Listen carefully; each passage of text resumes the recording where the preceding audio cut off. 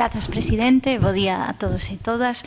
Comezo agradecéndolle esa inicial benvida aos novos deputados, non tamén no meu nome e no nome de Manolo Lago, que se referiu como compañeiro neste Consello Económico e Social.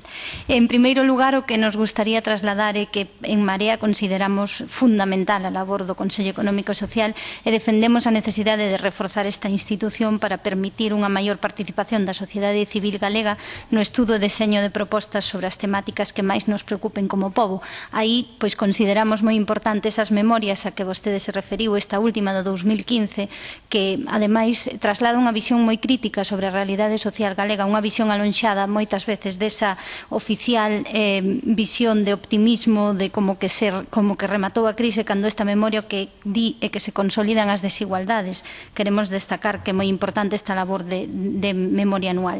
Ben, as funcións do CES témolas claras, é un foro permanente de diálogo e deliberación entre a sociedade civil organizada e a Xunta de Galicia, e tamén pois ten o ámbito ao que se refire esta labor que se aplica a actividade normativa, pero a elaboración tamén de estudos e informes por iniciativa propia. O ámbito, dicía, o que se aplica abrangue prácticamente todas as materias sobre as que se pode lexislar, dende a economía, o medio ambiente, pois a cultura, a saúde, en fin. Por iso, repetimos, para En Marea é fundamental esta función do CES, así como a súa autonomía, que xa se ten sinalado nesta comparecencia. Por iso, consideramos que estes orzamentos o que traducen é que a Xunta de Galicia non considera así ao CES como unha peza fundamental. E por que o dicimos? Pois xa se expresou aquí, porque é un orzamento cativo, e utilizo o seu propio termo ao que se referiu o orzamento. Porque é un orzamento cativo? E porque, por outra parte, aquí na anterior legislatura se teñen posto por riba da mesa eses ditames, esas recomendacións do CES por parte dos grupos, e o Partido Popular non os tivo en consideración. Ademais, tamén, como comentaron as compañeiras, pois hai que resaltar que a coñecida como Lei de Acompañamento, a lei de medidas fiscais e administrativas destes orzamentos, a contrario do que se facía cando nos gobernos xa pretéritos de Manuel Fraga, que se sometiu a ditame preceptivo do CES, neste caso, corríxannos se nos equivocamos, pero non se somete esta lei, este anteproxecto de lei, a este trámite de informe do Consello Económico e Social. Volvendo ao orzamento, xa non compre desgranar todas as partidas, xa o fixo vostede mesma, simplemente por sinalar algún aspecto que nos parece de relevancia, é que en 2017 o orzamento do capítulo 2, que onde estaría a carga orzamentaria necesaria para facer todos estes estudos e informes, é un 63,61% menor que no 2009. A nos parecenos que se produciu unha gran rebaixa do orzamento no Consello Económico e Social dende 2008, precisamente nunha etapa de impacto dunha crise económica brutal que precisaba aínda máis reforzar esa labor de análise económica e social. Pero é que, ademais, este capítulo 2 representaba en 2009 o 59,47% do orzamento, sen embargo, en 2017 quedase en un 32,39% do orzamento. Polo tanto, repetimos, menos medios para poder realizar eses estudos e informes por iniciativa propia que tanto precisamos nestes anos de crise e nestes anos de suposta recuperación nos que, como vimos nesas memorias, se consolida a desigualdade. En fin, que o orzamento prácticamente se alcanza para o funcionamento do organismo.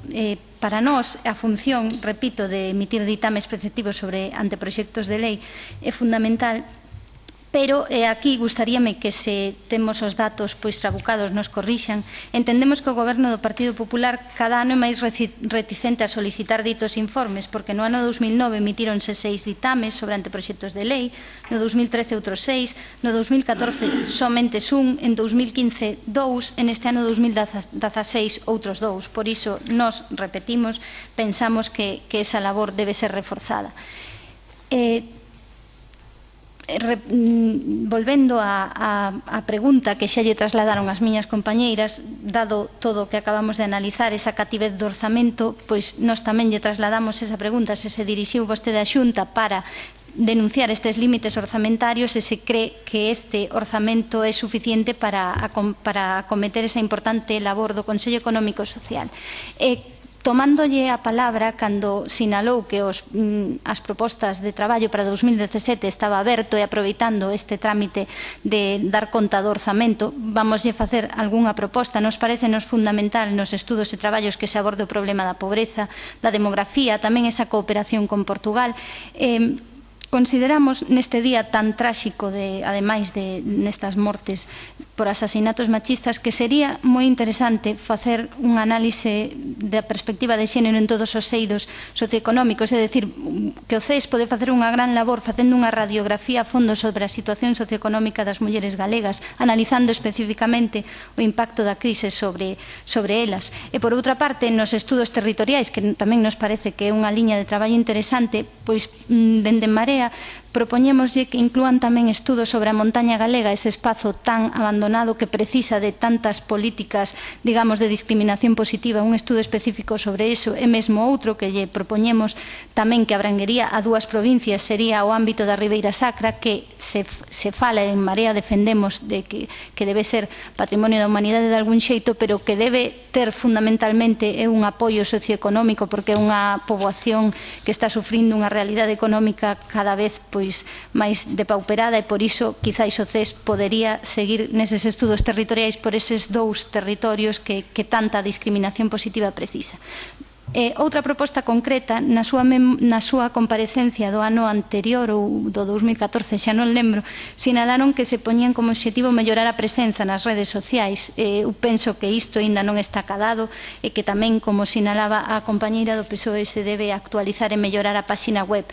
En fin, son propostas quizáis moi cativas, quizáis feitas neste pouco tempo que nos dá a analizar os orzamentos. Quizáis non sexa este o foro, como sinalaba a compañeira do BNG, pero aproveitamos para trasladarllas e, sobre todo, se considera que estes recursos cativos son suficientes para manter a importante labor do CES. Ben, moitas gracias, señora Vázquez Verao, polo Grupo Parlamentario Popular. Por un tempo de 10 minutos ten a palabra o señor Pazos Couñado. Sí, gracias, presidente. Señora Porro, compre que comece esta intervención sumándome a benvida que fixeron os restos dos grupos parlamentarios.